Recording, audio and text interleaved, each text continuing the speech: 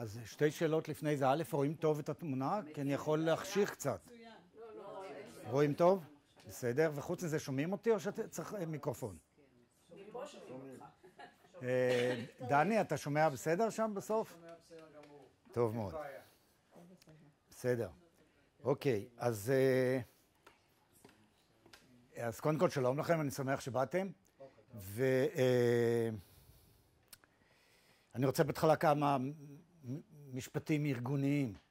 אז קודם כל הכוונה היא לקיים את החוג הזה פעם בחודש, או יותר נכון פעם ב4 שבועות, בימי שלישי בשעה 11 כאן במועדון. אני בסוף החוג הזה אחלק לכל אחד דף שיהיה בו גם לוחות הזמנים לחוגים הבאים. דבר נוסף, והוא יותר חשוב מכל מה שאני אגיד פה היום, זה שאם אנחנו רוצים להמשיך להשתמש במועדון, אז בסוף צריך לעשות קצת סדר, להחזיר את השולחנות, את הכיסאות מסביב. לא בעיה, אין בעיה. ולגבי החוג עצמו, אני מתכוון להוביל אותו בצורה כזו. היום אני אציג מבוא למיתולוגיה היוונית, ובהמשך נעסוק בדמויות העיקריות של המיתולוגיה, כמובן שאלה האלים האולימפיים, וחלק מהחוגים יהיו מוקדשים לאל אחד, חלק לשניים, משום שלא על כולם אפשר לדבר במשך חוג שלם. זהו, ועכשיו אני רוצה להגיע אל הנושא עצמו. ואני רוצה להתחיל באיזושהי חוויה אישית. לפני כמה חודשים, יותר נכון באפריל האחרון, אני נסעתי עם זוג חברים שלנו לווינה. והגדרנו לנו שם מטרות ברורות למה אנחנו עושים. הכוונה הייתה לבקר בשני מוזיאונים, בשני ארמונות ובשלוש כנסיות. זאת הייתה המטרה. ביום אחד כשסיימנו ביקור באחד המוזיאונים, ראינו שהמרחק בין המוזיאון לבין היעד הבא הוא כזה שניתן לעשות אותו בצורה רגלית, ואמרנו נלך ברגל, זאת הזדמנות קצת בכל זאת להכיר את וינה ולחוש את האווירה, והלכנו באמת ברחוב מאוד מרשים כזה עם הבתים הגבוהים האלה של המאה ה-19, הסגנון הנאו-קלאסי הזה, והרחוב הזה הסתיים ברחוב שניצב לו, שהוא היה גדול ממנו. חצינו את הרחוב ההוא, וראינו שם בית קפה, שנקרא אופרה. ואמרנו, ניכנס לבית הקפה ונזמין קפה ועוגה. היה יום יפה, והחלטנו לשבת בחוץ. כשהתיישבנו והסתובבנו לאחור, ראינו את הבית הזה. לפנינו. זאת אומרת, בית הקפה נמצא פה, איפה שאתם יושבים, ורואים כאן את המבנה הזה. ואני מוכרח לומר, בבושת פנים ובהרכנת ראש, שלא ידעתי בכלל מה זה המבנה הזה, ולא ידענו בכלל. ולא רק זה, אלא שגם לא כתוב פה שום דבר. ועד שהגיע הקפה והעוגה, סליחה, אני אשתה טיפה. נחש מה זה? זה נראה כמו תחנת רכבת. נתחיל לחשוב, למה לא? זה יכול להיות תחנת רכבת. למה? לא, דני צודק, זהו בית האופרה המפורסם של וינה. לא כתוב פה כלום, לא ידענו, היינו צריכים לברר מה זה הבית הזה. עד שהגיעו הקפה פה אני לא יכול להשתמש עם הלייזר, אז אני אשתמש עם המטה הזה. עד שהגיע הקפה והעוגה, הם שאלו אותי מה הם שני הפסלים האלה. ופה אני, בשביל הגילוי הנאות, צריך להגיד שבדרך כלל לא צריך לשאול אותי את השאלה הזאת, משום שאצלי זה כמעט אינסטינקטיבית שאני ניצב מול איזושהי יצירת אומנות. אני מתחיל לראות אם אני מחפש, אם אני מגלה משהו שאני יכול לזהות לפעמים את כל היצירה, לפעמים חלק ממנה, לפעמים את אחת הדמויות. ומה שראינו שם, זה את אני אגדיל קצת את זה את שני הפסלים האלה. אגב, אתם רואים את זה הרבה יותר טוב ממה שאנחנו ראינו שם. ומה שרואים פה, אלה שתי דמויות נשיות שרוכבות על סוס, כשהשמאלית, מבחינתכם, מחזיקה בידה כלי נגינה שנקרא לירה, כלי נגינה יווני עתיק, ואמרתי להם שלדעתי אלה שתי מוזות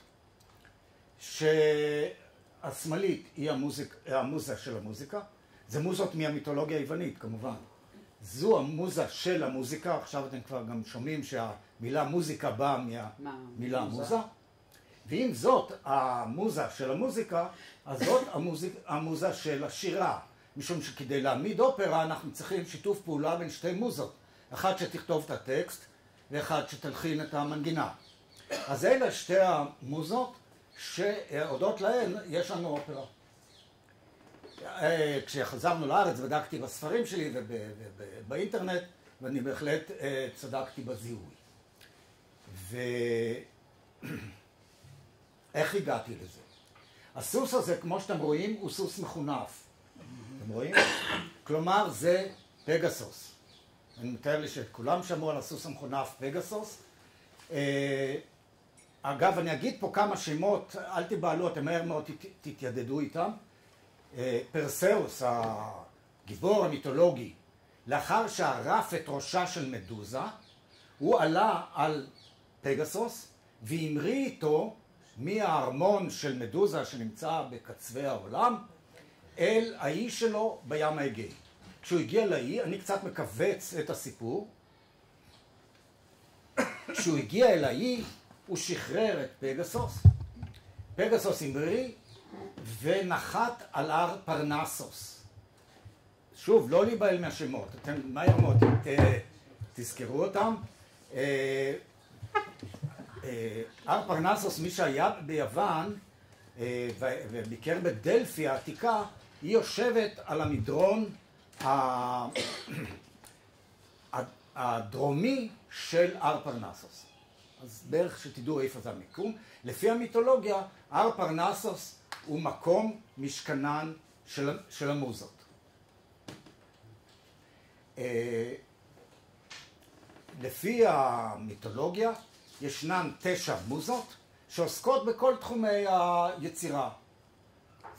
יש מוזה להיסטוריה, למדע, לשירה, למוזיקה, לתיאטרון ועוד 9 כאלה. כשפגסוס הגיע לשם הוא מהר מאוד התיידד עם המדוזות, עם המוזות וביתו, והם באמת חיו באושר ואושר, ואפילו מסופר שביום בהיר אחד פגסוס רקע עם הפרסה שלו על אחד הסלעים שם, הסלע התבקע וממנו נבע מעיין, שהחל מאותו יום כל יוצר ביוון לפני שהוא ניגש ליצור היה עולה אל המעיין הזה בהר פרנסוס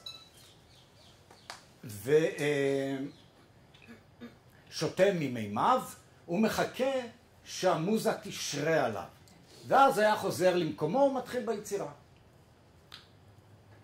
בואו, במקום הרבה לדבר, בואו אני אראה לכם את זה. סליחה. בציור הזה אנחנו רואים בדיוק את מה שסיפרתי לכם. אלה 9 המוזות. זה פגסוס, הסוס המחונף, ופה אפילו רואים את המעיין הזה שבקע כתוצאה מהרקיעה בפרסה שלו. למה אני מספר לכם את כל הסיפור הזה? אני יכולתי לשבת בבית הקפה אופרה בווינה ולשתות את הקפה באמת המצוין שיודעים לעשות בווינה ולאכול את העוגה ולהיות מרוצה מהחיים, אבל אני זכיתי לאיזשהו שדרוג בישיבה הזאת בבית הקפה. הייתי אומר לזה שדרוג שהוא שמינית של נחת רוח. למה? משום שהצלחתי לזהות את שני הפסלים האלה. אז הרגשתי יותר טוב שמה.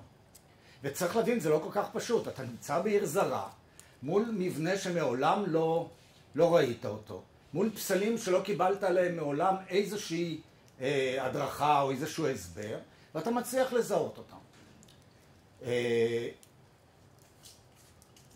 כמו שאמרתי, כתוצאה מכך אני חשתי באותה תחושה, הייתי אומר, שמינית של נחת רוח.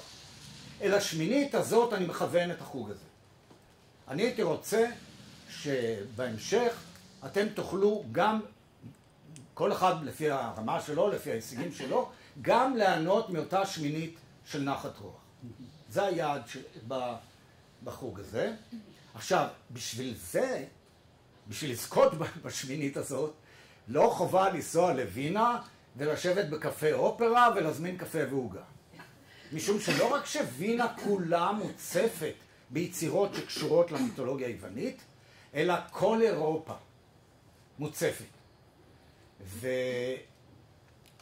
ונדמה לי שבגילנו כבר אתה מחפש משהו מעבר רק לעשות וי במקומות שהיית, אתה רוצה לדעת קצת יותר. ואני חושב שמי שרוצה ומבקר בעיקר באירופה, בעולם המערבי, חובה עליו לדעת משהו מהמיתולוגיה היוונית. אני לא מדבר על יוון. מי שמבקר ביוון חייב להתמצא במיתולוגיה היוונית. שוב, לא התמצאות מוחלטת, אבל איזשהו מושג, משום שהוא פשוט מחמיץ את יוון, ואני מדבר ליוון היבשת. משום שלאחרונה נתקלתי, אולי גם אתם, באנשים שאמרו שהם היו בחוץ לארץ, שאלתי איפה, ביוון. אחר כך מסתבר שהם היו באחד האיים, באיזה מלון הכל כלול כזה, וחזרו משם ואמרו, הייתי ביוון. הם לא היו ביוון. אני מדבר על יוון היבשת, ששם באמת יש אפשרות של פגישה חזקה מאוד, עוצמתית מאוד, עם התרבות היוונית העתיקה ועם המיתולוגיה. אז אני כמובן מאוד מאוד ממליץ לבקר ביוון, אבל לא מוכרחים לבקר רק ביוון. אפשר למשל באיטליה, ברומא. אנחנו נמצאים עכשיו, אנחנו רואים פה את המזרקה, פונטנה דה טרבי, המזרקה הכי מפורסמת, אני חושב, בעולם. אין מי שהיה ברומא שלא, אני חושב, שלא ראה את המזרקה הזאת. המזרקה הזאת שזורקים מטבע אחורה, מי שרוצה לחזור אליה פעם נוספת. כל הדמויות שאנחנו רואים פה במזרקה הזאת, הן מהמיתולוגיה היוונית. אני רוצה לדייק. מלבד שני התבליטים האלה. אני פשוט, אם אני אומר משהו, אני רוצה להיות מדויק. שני התבליטים האלה עוסקים בסיפור גילוי המעיין שאת מימיו הביאו אל המזרקה. אבל יתר הדמויות, כולל הדמויות שכאן, שאולי קצת נחבאות פה בין הסלעים, כל הדמויות האלה הן מהמיתולוגיה היוונית. כשאתה עומד מול המזרקה הזאת ויודע לזהות את הדמויות האלה, אתה משדרג את הביקור שלך, אין חוכמות. רומא היא מלאה בכיכרות. אנחנו לא נעבור על כל הכיכרות, אבל כמעט בכל כיכר, אפשר להגיד שבכל כיכר יש או מזרקה או פסל או משהו שמתחבר אל המיתולוגיה היוונית. אני אביא אתכם רק לכיכר אחת, הכיכר הכי מפורסמת ברומא, כיכר נבונה, הכיכר המעורכת הזאת שיושבת על קווי המתאר של היפודרום רומאי, ולכן היא קיבלה את הצורה המעורכת שלה. במרכזה יש מזרקה אחת גדולה, שנקראת מזרקת ארבעת הנהרות, ובשני הקצוות שלה יש עוד שתי מזרקות קטנות יותר. אם נסתכל כאן על הדמויות שמתחת לאובליסק הזה, הן דמויות מהמיתולוגיה היוונית. פה אנחנו רואים את אחת המזרקות שבאחת הפינות של אותה כיכר, גם הדמויות האלה מהכיכר, מהמיתולוגיה. נעזוב רגע את הכיכרות ונעבור למונומנט הזה של ויטוריו עמנואלה. בואו נקרב את זה קצת. כל הפסלים שכאן, מלבד הפסל המרכזי הזה, שהוא של ויטוריו עמנואלה עצמו, המלך הראשון של איטליה המאוחדת, שלכבודו הקימו את האנדרטה הזאת. שוב, כל הפסלים שאתם רואים כאן זה מהמיתולוגיה היוונית. כאן וכאן למעלה אנחנו רואים פסלים של האילה ניקה, שהיא דוהרת בתוך מרכבה שרתמה על 4 סוסים. זה קבוצה פיסולית שאפשר לראות אותה בהרבה מקומות באירופה, על מבנים ציבוריים, על שערי ניצחון ועוד ועוד. למה אני מזכיר את זה? קודם כל שנתחיל להתחבר אל האלים, אבל דבר נוסף, היא למשל אילה נפוצה מאוד, קל לזהות אותה. ואני מזכיר לכם שאת האילות האלה ששם המוזות, הן לא כמוה. ועכשיו נמשיך עוד מילה אחת על זה. כאן גם הפיסול שפה הוא מהמיתולוגיה היוונית. במקום הזה, מי שזוכר, זה קבר החייל האלמוני. בואו נקרב את זה קצת. אנחנו רואים את זה כאן. זה הקבר, זה לא כל כך חשוב. פה האש התמיד, עומדים פה תמיד חיילים. מה שאותנו מעניין זה הדמות הזאת. מעל הקבר של החייל האלמוני מצאו לנכון להציב את העילה אתנה. אתנה עילת עילת החוכמה ותבונת המלחמה. והיא מחזיקה בידה האחת את העילת ניקה שראינו קודם. עכשיו תבינו את ההבדל במידות של העילה אתנה לעומת ניקה. ומכאן אנחנו נקפוץ לפירנצה. אני מתאר לי שרבים פה ביקרו בפירנצה. פירנצה מוצפת ביצירות שקשורות למיתולוגיה היוונית. אני לוקח פינה קטנה מהכיכר הכי גדולה, כיכר הסניוריה בפירנצה. אני מתאר לי שוב שכל מי שהיה בפירנצה מכיר את זה, ואני רוצה שנתייחס למבנה הזה שנקרא לוג'ה, או לוג'ה, שהוא, זה מין גלריה פתוחה כזו. המבנה הזה, שאתם רואים את הקיר הלבן, שכאילו הלוג'ה הזאת מודבקת אליה, זה קיר של מוזיאון אופיצי. מי שביקר, אני פשוט רוצה שקצת, מי שהיה שם ורוצה להתמצא, מי שביקר במוזיאון ועלה לקומה השנייה והחליט לעשות הפסקה ולשתות קפה ולשתות אותה על המרפסת, אז זאת המרפסת. זהו, עכשיו אנחנו יודעים כבר בדיוק איפה הלוג'ה הזה נמצאת. תשימו לב שפה בפנים יש הרבה מאוד פסלים. כל הפסלים האלה הם מהמיתולוגיה היוונית. בואו נראה חלק מהם. פה אנחנו רואים את הפסל של פרסאוס. אני חושב שכולם מכירים את הפסל הזה, של צ'ליני, הפסל הרנסנסי הידוע. פה אנחנו רואים פסל נוסף, חטיפת הנשים הסביניות. פסל נוסף שהוא סצנה מתוך מלחמת טרויה. אני מקווה שבהמשך נוכל להגיע גם לפירוט, אני לא רוצה עכשיו להיכנס לסיפור של כל אחד מהם. וצעדים ספורים משם ישנה מזרקה מאוד מפורסמת, ותראו מי ניצב בלב המזרקה. זה פוסידון.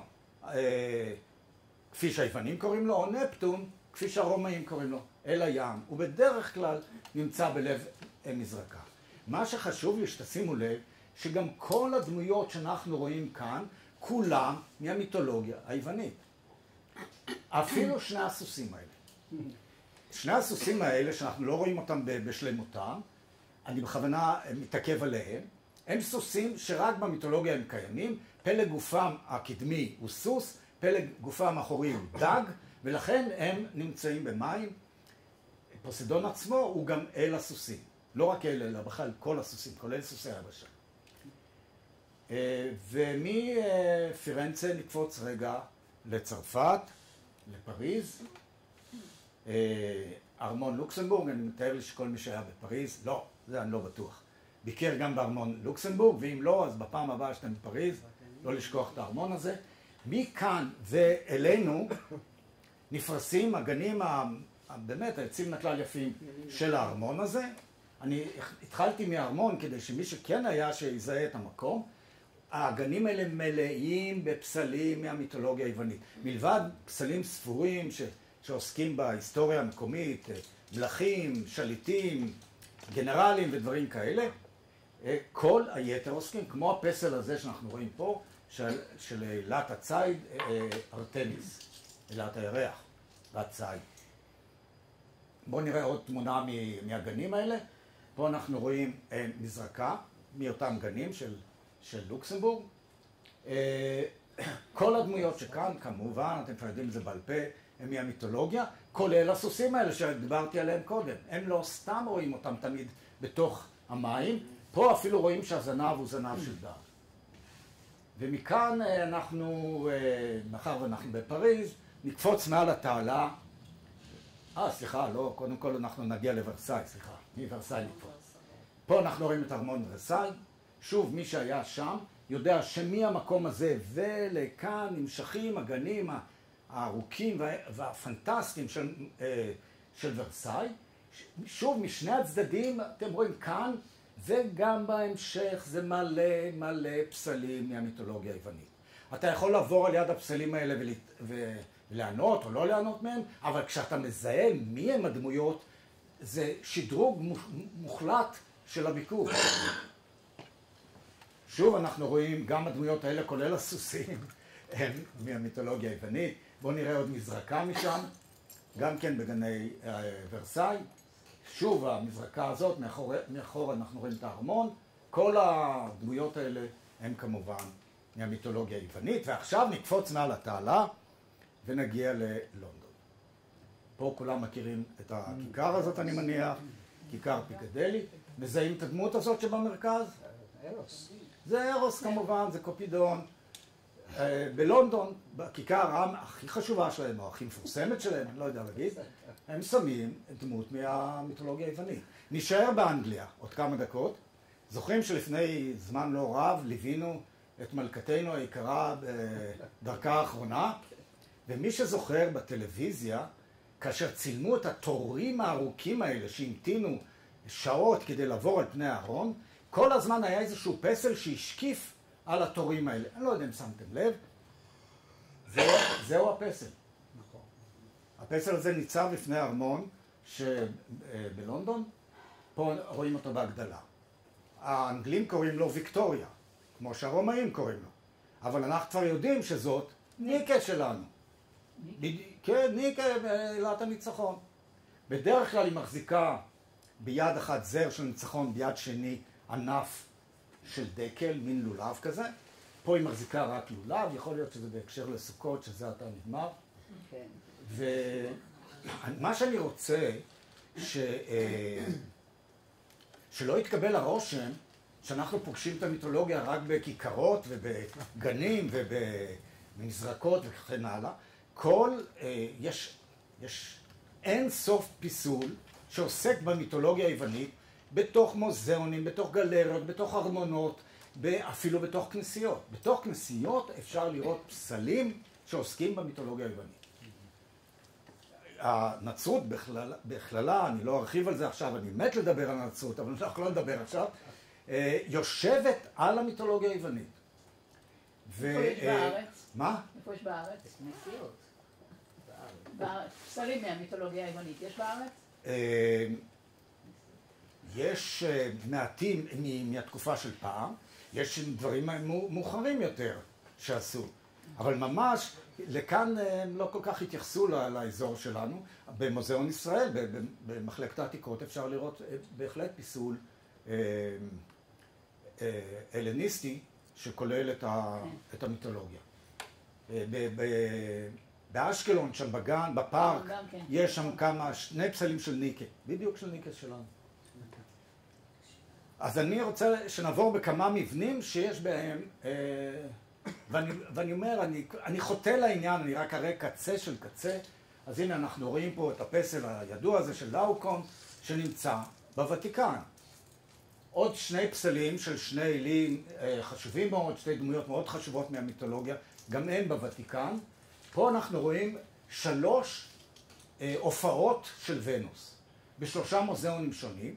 ההופעות האלה, או המופעים האלה, אני לא יודע איך לקרוא לזה, של ונוס, הם לא מקריים. בחוג שנדבר על ונוס, אני אסביר מה המשמעות של כל אחת מהוונוסים, או האפרודיטות האלה. פה אנחנו רואים שוב 2 עלילות מהמיתולוגיה היוונית. הן נמצאות בווילה בורגזה ברומא. אני מניח שחלק מאלה שהיו ברומא ביקרו. אם לא, תסמנו לכם באות גדולה ומודגשת לבקר בווילה בורגזה. פה אנחנו רואים 2 פסלים של ברניני.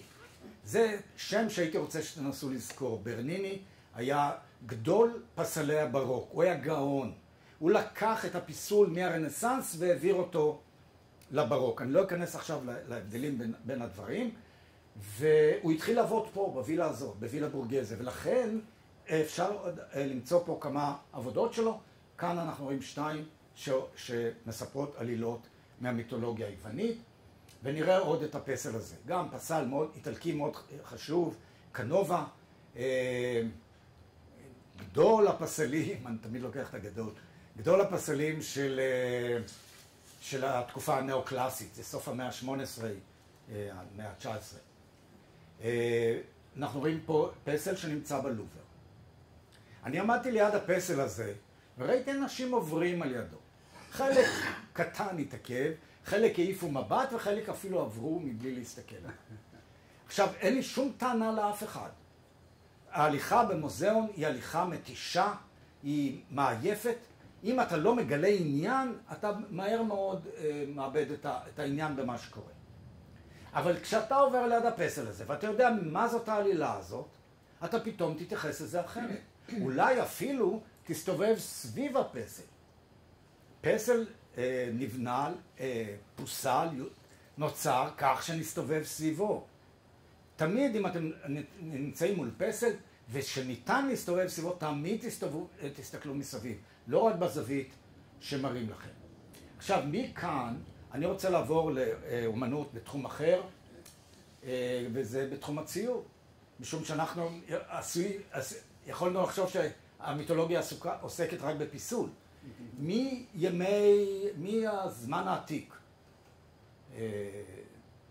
העת העתיקה ועד ימינו, מציירים אין סוף ציורים שעוסקים במיתולוגיה היוונית. פה אנחנו רואים ציור מהמאה החמישית לפני הספירה.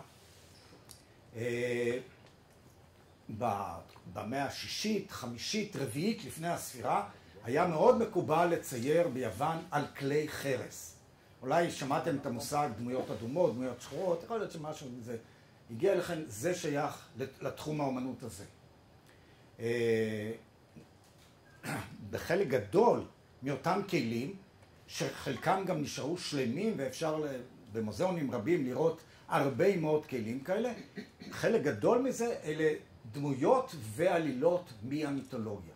אני אישית אוהב מאוד לעבור על הכלים האלה ולנסות לזהות מה רואים בהם. פה אנחנו רואים ציור על כלי חרס, שעוסק באחת העלילות המיתולוגיות, זאת דנאי וגשם הזהב. בהזדמנות אולי נספר גם את זה, ונעבור לציור הבא.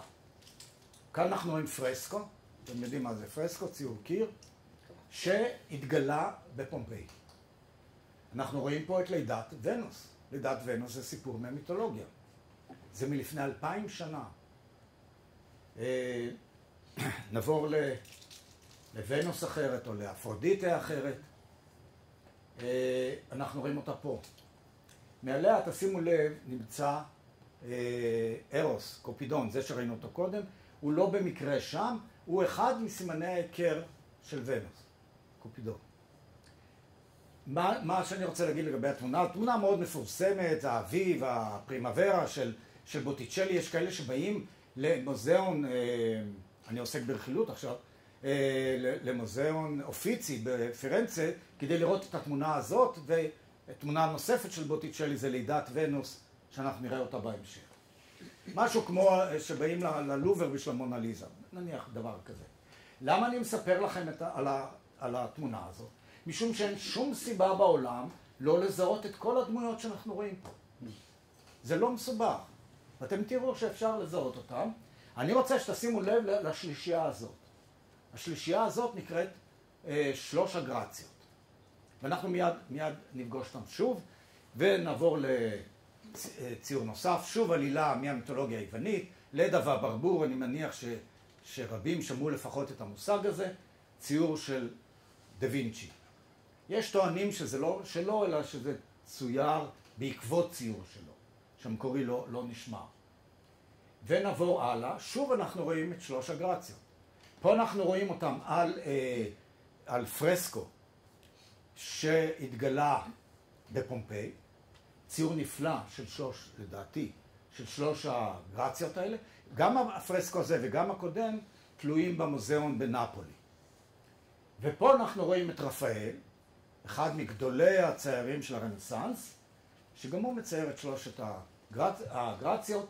אם היינו עוסקים באומנות, הייתי משווה בין שתי התמונות האלה עם הדמיון שביניהם, ואנחנו עוברים לעלילות נוספות. המיתולוגיה עוסקת בהרבה מאוד חטיפות. חלק מהחטיפות כרוכות גם באונס, אבל מה שחשוב במקרה הזה זה חטיפות. בדרך כלל חוטפים נשים. יש המון סיפורים על חטיפות נשים, כמו הסיפור הזה, חטיפת אירופה, אני מקווה שנגיע לזה. אבל פה אנחנו רואים חטיפה של גבר, של גנמידס, שזהוס חטף אותו והעלה אותו לאולימפוס. עלילה נוספת מהמיתולוגיה, מאוד מאוד חשובה, מאוד מאוד מרכזית, משפט פאריס. פה אנחנו רואים את פאריס, מחזיק את תפוח הזהב, זה לא תפוז, אלא תפוח יצוק מזהב טהור, והוא אמור להעניק אותו לאחת משלושת העילות האלה בתחרות ביניהם מי היפה ביותר. הוא בחר בוונוס או באפרודיטה, ומכאן התחיל להתגלגל הגלגל ההיסטורי עד שהגענו למלחמת טרויה. זה התחיל פה. שוב, שתי תמונות נוספות מהמיתולוגיה היוונית, ואנחנו עוברים גם לתמונה הזאת, שגם היא מהמיתולוגיה, היא תלויה בלובר. מי שעובר לידה ולא יודע מה זה, הוא מניח שאפילו לא יסובב את הראש. אבל כשאתה יודע מה זה עלילה, אתה תתייחס לזה לגמרי אחר. ואני רוצה לעבור לאומנות אחרת, לתחום הפסיפס. הפסיפס, אני לוקח אותו רק את הפסיפס בארץ, משום שהפסיפס מופיע בכל העולם, אבל אני רוצה להתייחס לזה שבארץ. ישנם יישובים מעורבים כמו ציפורי, שבהם הייתה אוכלוסייה יהודית ואוכלוסייה לא יהודית, אז זה לא פלא שאנחנו יכולים למצוא על הרצפות שמה, כמו הרצפה הזאת, דמויות מהמיתולוגיה היוונית. פה אנחנו רואים את אורפאוס, מנגן, אולי זאת, דרך אגב, הלירה המקורי, מי יודע. והוא נחשב לנגן הכי טוב בעולם, כשהוא היה מנגן, כל העופות וכל בעלי החיים היו באים לשמוע את הנגינה שלו. יש לנו בציפורי בית שנקרא בית דיוניסוס. דיוניסוס הוא אל במיתולוגיה היוונית. במרכז החדר הזה, מרכז הבית, ישנו פסיפס ענק, אני מראה פה רק קטע ממנו, וזה הקטע העיקרי, הדמות הזאת. זה המונליזה מציפורי. כן, יש כאלה שקוראים לה המונליזה של ציפורי, המונליזה של הגליל, או ונוס של הגליל. הוא מבוצע מבחינה אומנותית, הוא מבוצע בצורה בלתי רגילה. לא יודעים מי זאת בדיוק הדמות הזאת, לדעתי היא הצנועה, זאת אפרודיטה או ונוס, ואתם רואים פה את ארוס. אמרתי לכם קודם שארוס הוא סימן ההיכר של ונוס, אז הנה אנחנו רואים אותו פה. עכשיו, אנחנו עד עכשיו ראינו פסיפסים באזור לא של יהודים, אבל פה בפסיפס הזה, שכולנו מכירים אותו מבית אלפא, במרכז הפסיפס, מה זה? במרכז הפסיפס אנחנו רואים את האל אליוס. אליוס, מה? אליוס זה אל השמש, הוא הסגן של אפולו. אנחנו רואים אותו פה עם ההילה שלו, הילת השמש, שזהו הסימן ההיכר שלו, האטריבוט שלו. אגב, הנוצרים לקחו את ההילה הזאת בשביל הקדושים שלהם. פה הוא רוכב על מרכבה עם 4 סוסים, הציירים האלה לא היו כל כך מוכשרים, לא ידעו לצייר סוס ככה מלפנים, אז זה מה שיצא להם.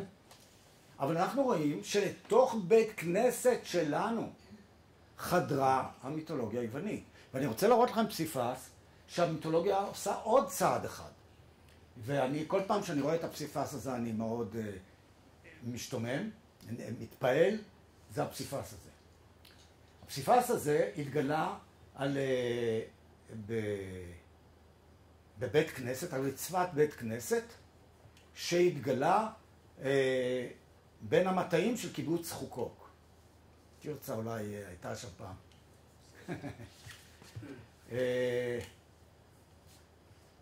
מה שמיוחד ברצפות האלה שזה רק אחת מתוך כמה שיש, זה שהציורים עוסקים בסיפורים מהתנ"ך ומתולדות עם ישראל של העת ההיא, ופה אנחנו רואים סיפור תנ"כי. אולי אתם מזהים. איזה? יונה הנביא, נכון, רואים פה את הספינה, פה הוא שט, השליחו אותו לים, וכאן בלע אותו הדג, ואת הדג הזה בלע דג נוסף, את זה נוסף. זה כמובן פרשנות של הצייר הזה שעיצב את המוזאיקה הזאת, את הפסיפס הזה, וקצת הומור בפסיפסים לא מזיק. אבל מה שאני רוצה שתשימו לב זה לשלוש הדמויות האלה שאנחנו רואים פה. שלוש הדמויות האלה הם שלוש הסירנות מהמיתולוגיה היוונית. הסירנות במיתולוגיה היוונית היו שלוש נשים שנענשו והפכו אותם לסוג של מפלצות, שהן היו חצי נשים, חצי ציפורים, היו להם קולות נפלאים, והספנים שהיו, הם חיו על אי, על יד סורנטו. יש כאלה שאפילו קושרים את הסירנות עם השם סורנטו, והם היו שרות ומנגנות, והמלאכים היו שומעים את השירה ואת הנגינה הזאת, הם היו מתפנטים, מפסיקים לנווט את הספינות שלהם, ומתרסקים על הסלעים, ואז היו הסירנות טורפות. חוץ מאלכסנדר מוקדון, שהוא... לא אלכסנדר מוקדון. לא אלכסנדר מוקדון, נו. נו. אודיסאוס. אודיסאוס, שקשר את עצמו ל... בדיוק. אז הנה, זה אתם ודאי זוכרים.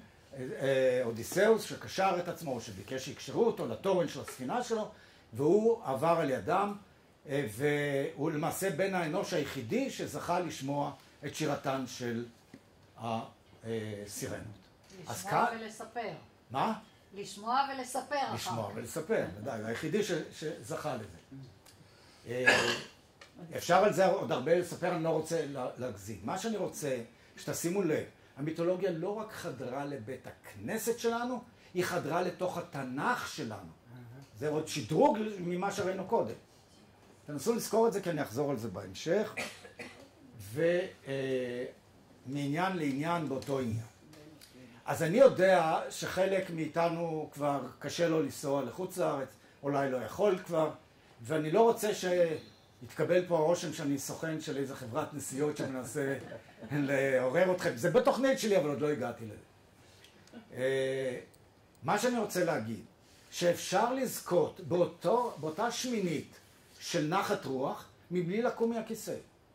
אתם יכולים להיכנס למחשב, או לטלוויזיה החכמה, למי שיש. הנה פה אתם רואים טלוויזיה חכמה, אני סתם שמתי פה איזה טלוויזיית וינטג' כזאת, ולהיכנס לאתרים של מוזיאונים, להעלות באתר את אוסף היצירות שלהם, את אוסף הציורים, ואז אפשר לעבור תמונה.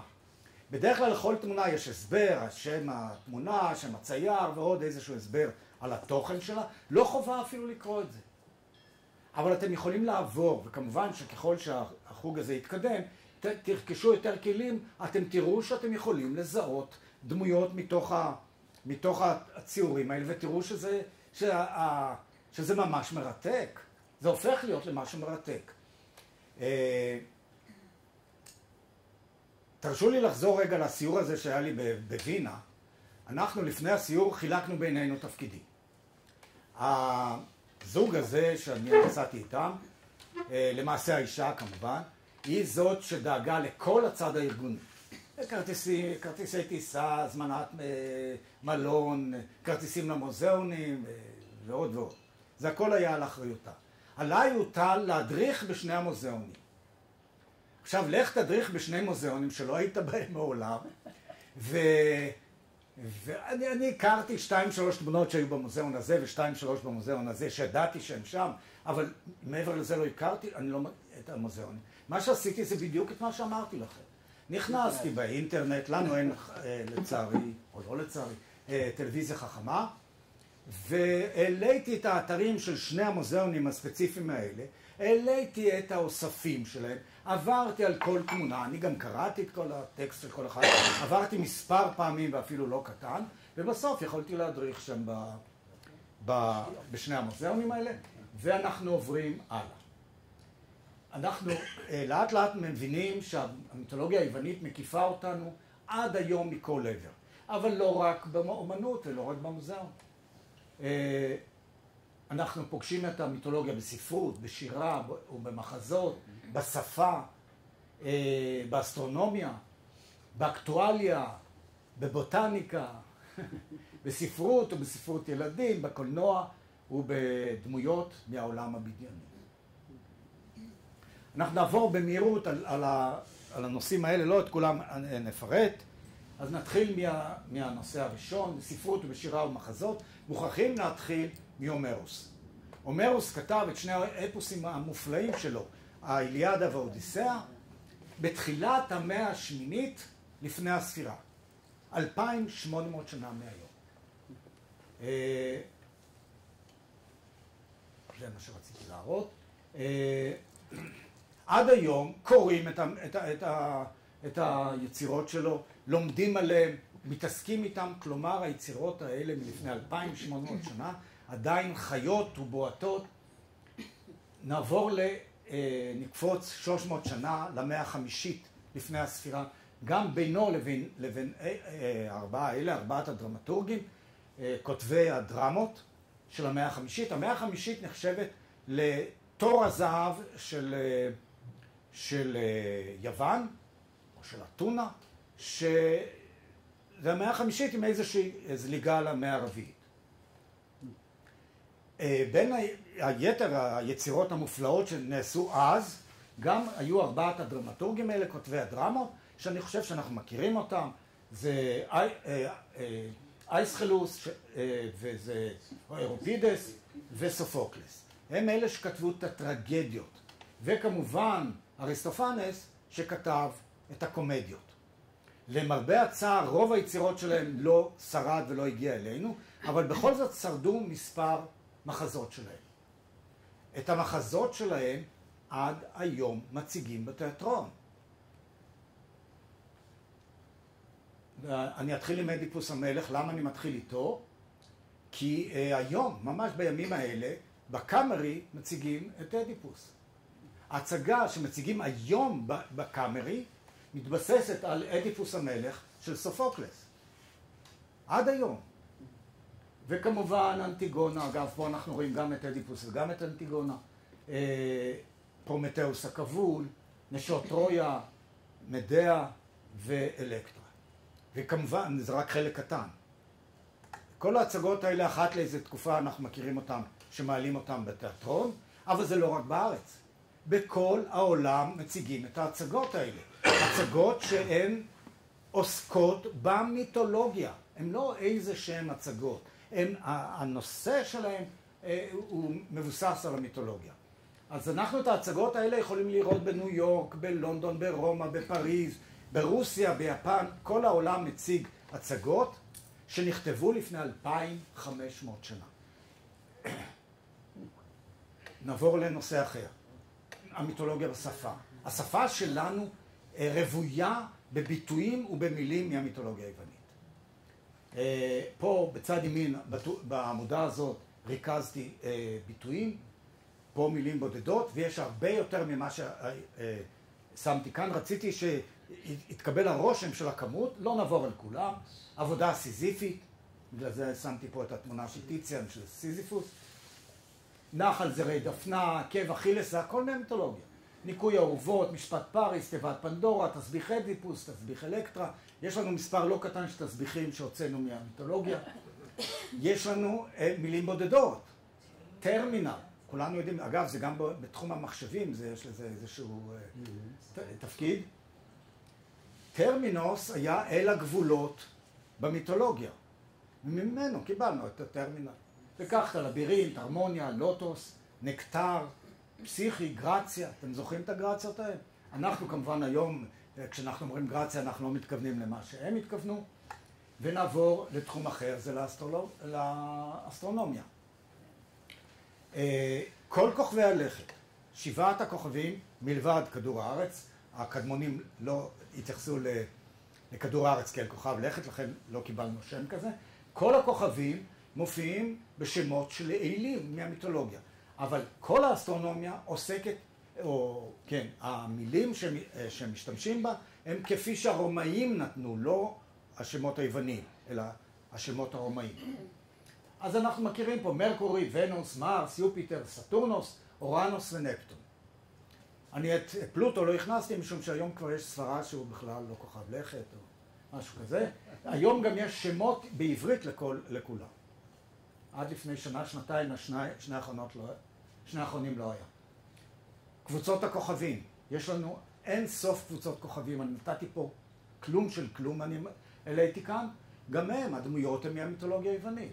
קסיופאה, הדובה הגדולה, אנדרומדה, פגסוס, אוריון, פרסאוס, 7 הפליאדות, כל אלה דמויות מהמיתולוגיה היוונית. גלגל המזלות, שגם הם, זה קבוצות כוכבים בשמיים. כולם דמויות מהמיתולוגיה היוונית.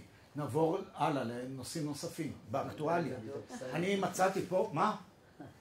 אני שמתי פה רק כמה דברים קטנטנים.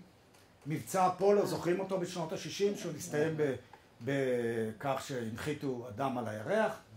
בימים האלה נאס"א הכריזו על מבצע נוסף, שהוא המשך של מבצע אפולו, המשך בחקר הירח שנקרא מבצע ארטמיס. לאחרונה עמדו אפילו לשגר איזושהי חללית שנתקעה מאיזושהי סיבה. אני מקווה אני מניח שבקרוב זה ישגרו את זה. ארטמיס, יעילה, ראינו אותה קודם, את הפסל, לא חובה לזכור. ארטמיס, אילת הציד, אילת הירח, במיתולוגיה היוונית. היא אחותו התאומה של אפולו. תשימו לב שהדברים האלה הם לא מקריים ונותנים, והכל נשאר בתחום המיתולוגיה. הגשושית, ג'ונו, ששוגרה לפני כמה חודשים כדי לחקור את יופיטר או את כוכב צדק, הגיעה לאחרונה אל הכוכב הזה, שגרה תמונות מצוינות, הייתה התלהבות גדולה. ג'ונו, אצל הרומאים, היא אשתו של יופיטר. באר הרמס, שמענו רק לאחרונה, לפני כמה ימים, תוך כדי המשא ומתן עם לבנון על הגבול ועל המים האלה והמים האלה, התגלה באר הרמס, לא שם, עם גז, אבל הרמס הוא אל יווני.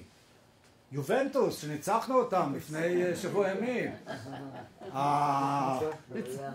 המועדון הכי גדול, הכי יוקרתי באיטליה, אנחנו ניצחנו אותם. יובנטוס היא אילה במיתולוגיה. הרומאים קוראים לה יובנטוס, זאת אילת הנאורים. היוונים קוראים לה אבה. אילת הנאורים, אבל דווקא הגברת הזקנה יובנטוס. נכון, אני חושב שאני לא קיבלתי הסבר, אני שמעתי שהם קוראים, אבל אני חושב שבגלל זה הם לועגים להם. אבל יובנטוס במשמעות זה נעורים, וזאת הייתה אילה. ונעבור לנושאים נוספים בבוטניקה.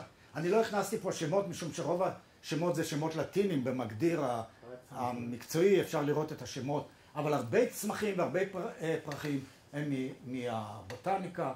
בספרות ובספרות ילדים אנחנו מכירים את מיתולוגיה, בקולנוע כמובן, ובדמויות מהעולם הבדיוני. חלק גדול מהדמויות האלה, המקושקשות האלה של העולם הבדיוני, הן נושאות שמות מהמיתולוגיה. פה אנחנו רואים את גל גדות שלנו, שהיא בתפקיד של הוונדר וומן. כשעיצבו את דמותה של הוונדר וומן בשנות ה-40 של המאה שעברה, לפני למעלה מ-75 שנה, חיפשו לעצב דמות של אישה לוחמת. מה שהם עשו, הם הרחיקו נדוד עד למיתולוגיה, ובמיתולוגיה יש סיפור על עם של נשים לוחמות שנקראות האמזונות, ומלכת האמזונות, שהיא מופיעה גם בקדים האלה שסיפרתי לכם קודם, וגם בעוד יצירות אומנות אחרות, לפי הדמות של מלכת האמזונות, הם עיצבו את הוונדר וומן, ואנחנו רואים שגל גדות היא למעשה ממשיכה דרכה של מלכת האמזונות, ואנחנו עוברים הלאה. אנחנו כל הזמן מדברים על מיתולוגיה, אבל אנחנו לא מסבירים מה זאת מיתולוגיה. אז בואו ננסה להתמודד עם העניין הזה. אני כתבתי כאן שני משפטים, הם לא משפטים שלי, זה רק הניסוח הוא שלי. זה לא שתחשבו שאני כזה אינטליגנט. אז המיתולוגיה היא אוסף המיתוסים שנוצרו בעת העתיקה. תכף נסביר מה זה מיתוס. בכל עם מהעמים העתיקים חוברו, נכתבו מיתוסים. החיבור של המיתוסים האלה זאת המיתולוגיה. מה מסופר במיתוסים האלה? בין היתר על אלים ועלילותיהם, ועלילות של גיבורים בני תמותה, זאת אומרת לא רק אלים, ועל אירועים היסטוריים ותופעות טבע. אפשר להגדיר את המיתולוגיה כמדע של העת העתיקה. למה? משום שבכל התקופות בני אדם ניצבו בפני כל מיני תופעות שלא ידעו את ההסבר שלהם. הם ראו שהשמש זורחת במזרח ושוקעת במערב, הם ראו שביום זורחת שמש, בלילה רואים כוכבים, בחורף קר, בקיץ חם, וכל מיני תופעות טבע אחרות, ורצו לקבל תשובה עליהם. עכשיו, מדע לא היה להם את המדע שלנו ואת הכלים המדעיים של היום. אז הם סיפרו סיפורים. היוונים למשל הסבירו איך השמש זורחת ממזרח למערב. הם הסבירו שאליוס, אתם זוכרים אותו מבית אלפא שם,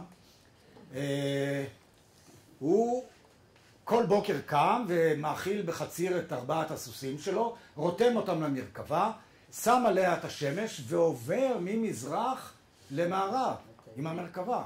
זה ההסבר שלהם, איך השמש זורחת במזרח ושוקעת במערב, ואחר כך יש לו סידור מיוחד מתחת לאדמה שהוא מגיע חזרה למזרח.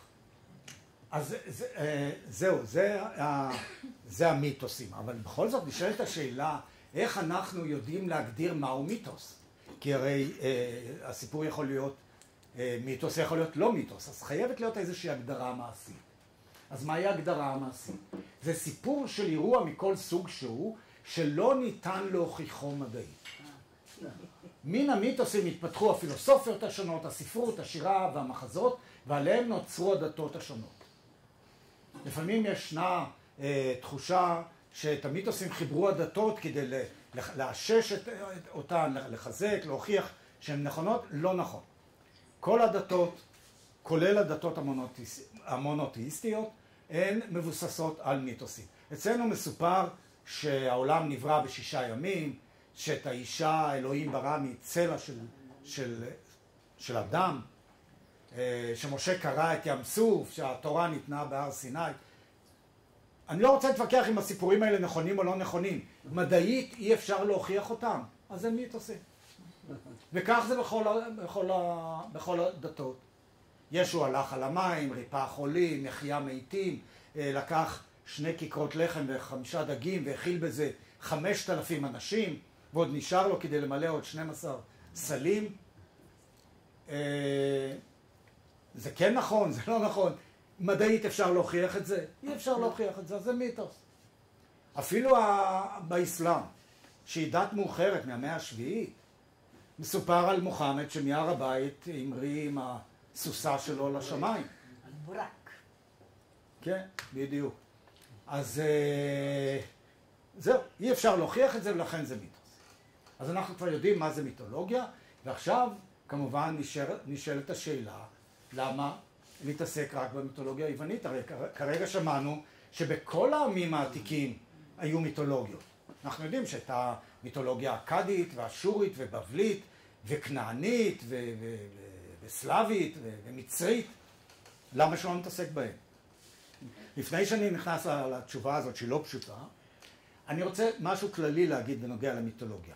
אם אנחנו אומרים מיתולוגיה מבלי להגיד מיתולוגיה יוונית, הכוונה היא למיתולוגיה יוונית. כדאי לדעת את הדבר הזה. אני כותב יוונית משום שאני לא יודע אם כולם יודעים את זה, אבל בכל העולם זאת התפיסה, כך מתייחסים לזה. הבדיקה הכי פשוטה, תכנסו לגוגל, תכתבו מי האישה הכי יפה במיתולוגיה, מבלי להגיד באיזה מיתולוגיה, תקבלו את אלנה. אולי גוגל יתבלבל ויוסיף גם את אפרודיטה. אבל בכל אופן, הוא לא יחפש אישה יפה במיתולוגיה אחרת. תכתבו בגוגל מי האיש הכי חזק במיתולוגיה, הם יכתבו לכם מהרקולס. כן? זאת אומרת, מיתולוגיה היוונית לא צריך להוסיף את המילה היוונית. עכשיו אני אנסה לענות על השאלה הזאת. ויש לזה 2 תשובות. ישנן 2 תשובות, אחת יפה והשנייה נכונה. את הרעיון הזה אני שאלתי מבלי לשאול את מורי ורבי עוזי לושי, ונדמה לי שהרעיון הזה הוא מתאים למקרה שלנו. עם זאת אני אומר שיכול להיות שהתשובה היא שילוב של 2 התשובות האלה. נתחיל מהתשובה הראשונה היפה, וזה כך. פה אנחנו רואים בתמונות האלה שתי דמויות משתי מיתולוגיות.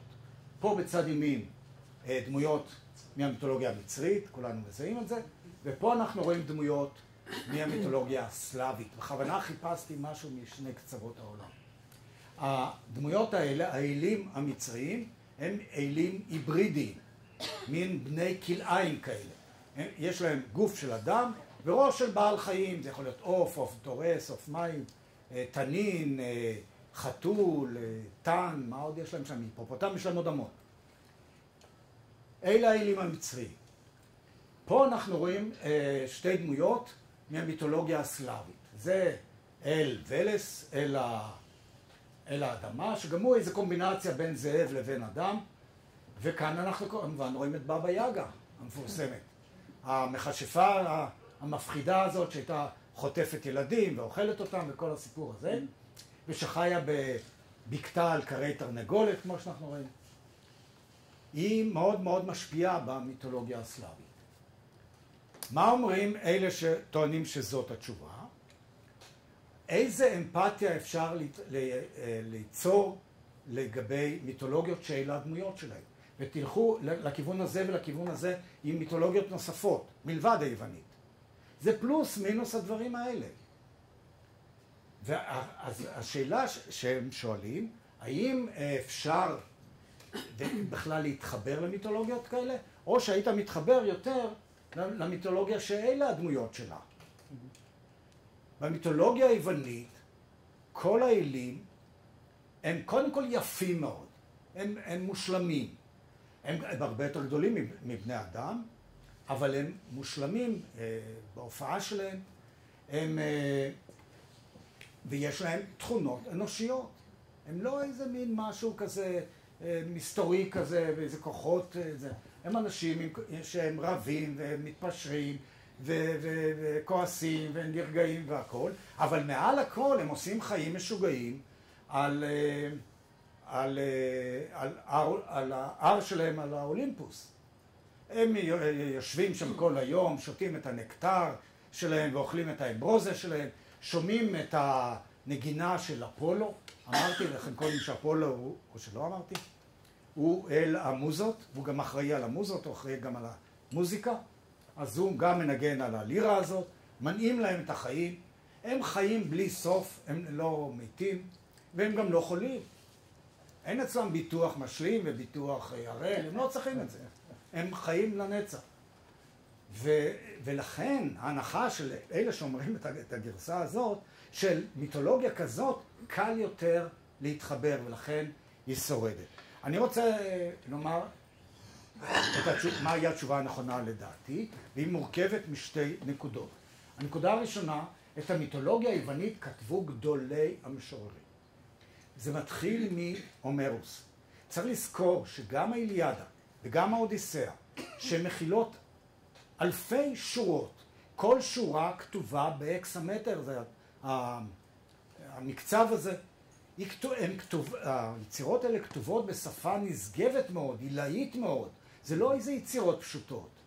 ולכן הסיכוי שהיצירה הזאת תשרוד הוא כמובן הרבה יותר גבוה. 4 הדרמטורגים שסיפרתי לכם קודם, הם היו גאונים. את היצירות שלהם הם כתבו ברמה מאוד גבוהה. והייתי יכול למנות עוד ועוד, אני לא רוצה לעייף אתכם, נגיע רק למאה הראשונה לפני הספירה. 2 המשוררים הכי גדולים של רומא, ורגליוס ואובידיוס. אובידיוס לקח, בספר שלו, מטמורפוזות, לקח יצירות, עלילות מהמיתולוגיה היוונית, והפך אותם לשירים, העלה אותם בדרגה. אז ברור לגמרי, כשאתה עוסק במיתולוגיה שהיא כתובה באיכויות האלה, יש סיכוי הרבה יותר גבוה שזה ישרוד, והדבר הזה לא קרה בשום מיתולוגיה אחרת. שום מיתולוגיה אחרת לא נכתבה באיכויות האלה. ונעבור לנקודה השנייה. הנקודה השנייה שהרומאים אימצו את התרבות והמיתולוגיה היוונית ושלטו על העולם של אז, העולם המערבי, או אגן הים התיכון, מי שרוצה, במשך 500 שנה. 500 שנה התרבות הרומאית שאימצה את התרבות היוונית, שלטה על העמים האלה, וברור שהתרבות, אותנו מעניינת המיתולוגיה, חלחלה אל תוך העמים האלה. המיתולוגיה הפכה להיות אחד מאבני הבניין של התרבות של העמים האלה. ואני מזכיר לכם עכשיו גם את הגלגל בבית אלפא, גלגל המזלות, וגם את הפסיפס מחוקוק. בשני המקרים אנחנו רואים עד לאיזה עומק חלחלה המיתולוגיה היוונית לתוך התרבות שלנו. ועכשיו אני רוצה פה לתת תשובה, מאחר והעליתי את הנקודה הזאת שהרומאים אימצו את התרבות היוונית, אני רוצה להסביר את העניין הזה. צריך פעם אחת להסביר איך זה קורה, שיש לנו שמות ביוונית לאלים ויש לנו שמות ברומאית. איך זה קורה הדבר הזה? בשנת 146 לפני הספירה, רומא כבשה את יוון. יוון במאה השנייה לא הייתה חזקה כמו במאה החמישית, מי שזוכר את הצבאות המעוללים של ספרטה ואתונה, שהם באמת היו צבאות בלתי רגילים. זה כבר לא היה במאה השנייה, ורומא למעשה בקלות כבשה את יוון. ויוון נפרסה כנועה לפני רומא. ואז קרה דבר שלא קרה בכל ההיסטוריה האנושית. רומא עם כל העוצמה שלה, כי הם לא היו רק מבחינה צבאית, היו להם גם מבחינה טכנית, טכנולוגית, היו להם יכולות עצומות. עד היום ישנם דברים שהרומאים יצרו שלא יודעים איך עשו אותם בכלל. רומא הזאת, במקום לנהוג כפי שנוהג כל עם שכובש עם אחר, מיד מפיל על העם הזה את התרבות שלו, את הדת שלו, את המיתולוגיה שלו, את המנהגים שלו, את השפה שלו. מה שרומא עשתה כאן, היא קראה ברך בפני התרבות היוונית, ואימצה את כולה אל חיקה. רומא אימצה את כל התרבות היוונית אליה. אותנו כמובן מעניינת המיתולוגיה, אבל צריך להבין שהרומאים ידעו היטב מה הכוח שלהם, והבינו שבתחום שער הרוח היוונים עולים עליהם כמה וכמה המונים, והם רצו להיות כמוהם. אבל אני מזכיר שאותנו מעניינת המיתולוגיה, אז בואו נעבור למיתולוגיה בשביל להסביר איך זה קרה במיתולוגיה, שזה אנחנו צריכים לטפס על הר האולימפוס. אז הנה אנחנו על הר האולימפוס. אוקיי. על הר האולימפוס נמצאים 14 האלים האולימפיים. מקובל להגיד שישנם 12. בפועל זה תמיד 14. אלה האלים. הרומאים שרצו שהמיתולוגיה שלהם תהיה כמו היוונית. הייתה מיתולוגיה לרומאים, אבל היא הייתה עלובה, הייתה אפורית, הייתה מנומנמת כזאת. לא היה בה את הססגוניות, את הצבעוניות, את הרעש, את היצריות שהייתה במיתולוגיה היוונית. והם רצו להיות עם מיתולוגיה כזאת. מצד אחד. מצד שני, הם ידעו שכל נתיני האימפריה שלהם, הם מכירים את המיתולוגיה הרומאית. אז הם רצו שהם יישארו עם השמות של האלים שהם מכירים, כלומר הרומאים, אבל שהאלים האלה במהותם, בהיסטוריה שלהם, במנהגים שלהם, יהיו אלים יוונים. ולכן הם חיפשו אלים שפלוס מינוס הזכירו את האלים היוונים, ונתנו להם את השמות שלהם. לקחו את ראש האלים שלהם, שקראו לו יבוס, בהמשך קראו לו יופיטר, ואמרו לו, תשמע, אתה נמשיך לקרוא לך יופיטר, אבל ממחר אתה נכנס לנעליים הגדולות של זהוס. אתה כבר לא יופיטר, רק נמשיך לקרוא לך יופיטר. והייתה איזו נימפת יער חיננית, יפה בשם ונוס, ואמרו לה, תשמעי, ממחר את נכנסת לנעליה. אני אגב נורא לא אוהב את הביטוי הזה, להיכנס לנעליו, אבל זה הביטוי הרווח. ממחר את נכנסת לנעליה של ונוס, של אפרודיטה הגדולה. כל ההיסטוריה שלה, כל הרזומה שלה, כל מעשה האהבים שלה, כל העלילות שלה, הכל ממחר זה שלך. וכך הם עברו אל, ובסופו של דבר כל האלים הפכו, קיבלו שמות כפולים. ולכן אנחנו תמיד צריכים להגיד האם האלים הם ביוונית או ברומית. מלבד אל אחד, זה אפולו. את אפולו הרומאים לקחו כמו שהוא והעבירו אליהם. ויש בזה משהו מאוד סמלי, משום שאפולו, כמו שכבר רמזתי חלק מהפעמים, הוא לא רק אל השמש, הוא גם אל התרבות, אל האומנות, אל המוזיקה. יש לו הרבה תפקידים. בקיצור, הוא שר התרבות. וזה לא היה להם לרומאים. אז הם היו צריכים לקחת מכאן. עכשיו, בהמשך לדבר הזה, אני... רק סליחה שנייה. כן, כן, זה הסוף. מה? כן. אנחנו כבר בסיום זה, תגלו עוד סבלנות קצת. אני הכנתי דפים, אולי תחלקו אותם ביניכם.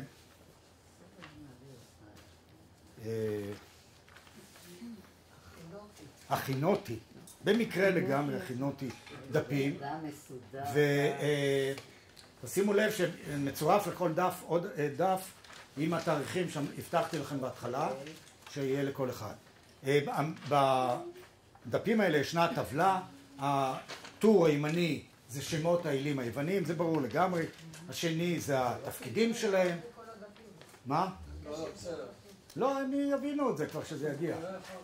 בטור השלישי זה סימני ההיכר, האטריבוטים של כל אל, ובטור הרביעי זה השמות הרומאים שלהם.